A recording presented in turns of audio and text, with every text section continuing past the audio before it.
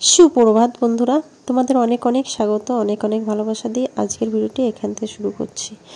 সকালবেলা বাসি কাজকর্ম সব কিছু গুছিয়ে নিয়েছি, গুছিয়ে নিয়ে তারপরে গেছিলাম দোকান থেকে 1 প্যাকেট বিস্কুট নিয়ে এসেছি আর 2 প্যাকেট ম্যাগি নিয়ে এসেছি। পাখিকে আবার ঘুম থেকে উঠে ওকে কিছু না কিছু খেতে দিতে হয়, তার জন্য 2 প্যাকেট ম্যাগি নিয়ে এসেছি। এখন পাখির জন্য ম্যাগি রান্না করে নেব আর আমার জন্য করে নেব চা করে খেয়ে তারপরে যাব রান্নাঘরে রান্না করতে। আর জানো তো আমি সবসময় গ্যাসে রান্না করি না, উনুনেও করি, গ্যাসেও করি।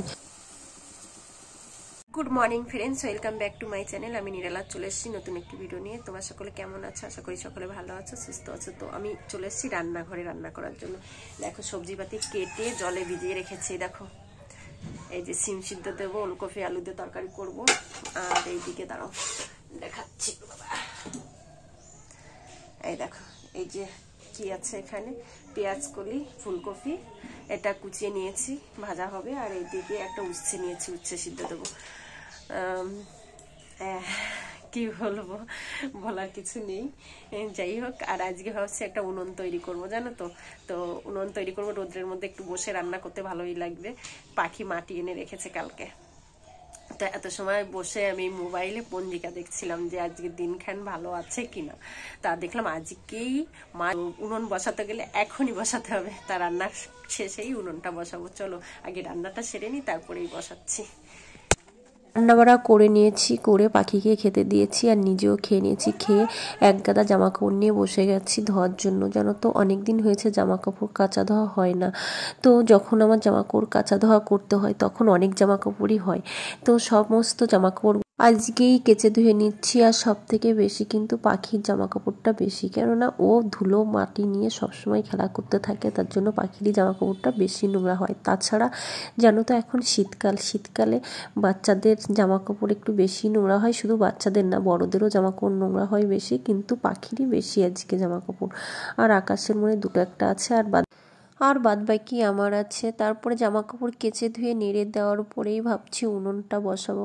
উনান বা চুলা যাই বলো না কেননা, আগে যদি বসাতে যাই তাহলে আমার জামা কাপড়টা শুকাবে না, রৌদ্র চলে যাবে। তাই মাটি চটকে নিচ্ছি, চটকে নিয়ে তারপরে উনুনটা বসাচ্ছি। জানো তো মাটি একটু শক্ত শক্ত হয়ে গেছে, চটকাতে একটু টাইম লাগছে।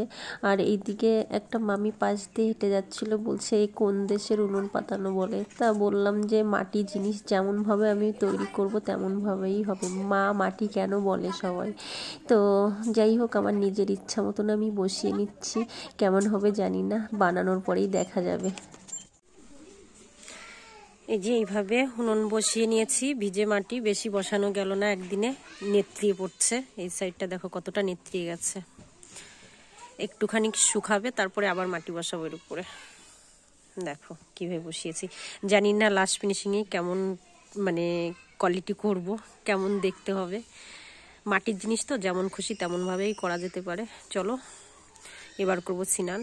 রান্নাবাড়া করে জামা কাপড় কেচে ধুয়ে তারপরে উনুন বসিয়েছি। আর একদিনে উনুনের কাজ হয় না, জানি না একদিনে কেউ করতে পারে কিনা বলতে পারবো না, তবে আমি তো একদিনে করতে পারবো না, কারণ মাটিটা নরম মাটি থেকে ওটা যেমনভাবে ইচ্ছা বানাতে হয়। যাই হোক, এই একটুখানি বসিয়েছি, আবার মাটি এনে রেখেছি, একটুখানি শুকনো হবে যাতে মাটিটা নেত্রিয়ে না পড়ে, তারপরেই আবার উনুন করবো। চলো আর এখন করবো স্নান করেই তারপরে তোমাদের সামনে আসবো। শুভ সন্ধ্যা বন্ধুরা, চলে এসেছি গ্যাসের কাছে, এসে কড়াই বসিয়ে দিয়েছি। আর তোমাদের সামনে সেই স্নান করে আর আসা হয়নি, কেননা দেখো শীতের মধ্যে একদম কম্বল মুড়ি দিয়ে শুয়েছিলাম। তো ভাবছি এই যে কালকেরই নারকোল কুড়ানো আর সকালবেলা চিনি দিয়ে মাখিয়ে রেখেছি, না করলে নয়। তো তার জন্য চলে এসেছি গ্যাসের কাছে, একদম ইচ্ছা করছিল না জানো তো। তো নারকোলের মধ্যে আর একটু চিনি ঢেলে নিলাম, ঢেলে কড়াইতে দিয়ে একটু নাড়াচাড়া করে নিচ্ছি। নাড়ু তো হবে না, কারণ এর দুধটা বের করে নিয়েছি তার জন্য। আর এইদিকে এক সাইডে বসিয়ে দিলাম নারকোল ভাজতে চিনি দিয়ে, আর এক সাইডে ভাবছি রুটির ধাপড়ি করে নেবো। তো রুটির ধাপড়ি বলতে যে আটা মানে মাখিয়ে গোল গোল মোটা মোটা করে তাওয়াতে দিয়ে ভেজে নিচ্ছি, তারপরে এটাই খাওয়া হবে। আর একদমই ইচ্ছা করছে না জানো তো, খুবই খারাপ লাগছে শীতের মধ্যে, মানে সারাদিন কাঁচা ধোয়া।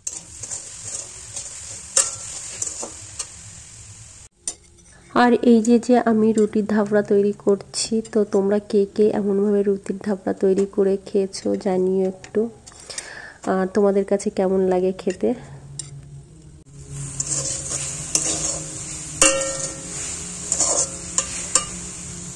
রাত্রে খাওয়ার জন্য করে নিচ্ছি ধাপড়ি, এই যে ধাপড়ি করেছি, আর এইদিকে ওই যে নারকোল ছিল, নারকোল চিনি দিয়ে মাখিয়েছি সেই সকালবেলা। তো সারাদিনে কিছু করা হয়নি, কাজ সে কাজ করতে করতে টাইম চলে গেছে, ওই জন্য করা হয়নি। আর এতটা শীত পড়েছে কি বলবো, একদমই উঠার ইচ্ছা ছিল না, ভেবেছি রান্নাই করব না, মানে এতটা শীত লাগছিল। তো কি করব বলো, এইদিকে নারকোলটাও নষ্ট হয়ে যাচ্ছে, তারপরে দেখছি একটু ধাপড়ি করে নিই। আর তাছাড়া এমনি ঠান্ডা ভাত আছে কটা, তো ঠান্ডা ভাত আর খাওয়া হবে না, এখন এই ধাপড়ি করছি, ধাপড়ি করেই খাওয়া হবে। চলো আগে করে নিই, করেই আসছি তোমাদের সামনে। আমি খেয়ে দিয়ে চলে এসেছি, পাখির জন্য নিয়ে এসেছি। দেখো পাখিকে প্রথমে ঘুম থেকে টেনে তুলতে পারি, মানে পেরেছিলাম না, এখন ওই যে পাখি ঘুম থেকে উঠে ওই যে খাচ্ছে, তো শুয়ে পড়লো লজ্জায়।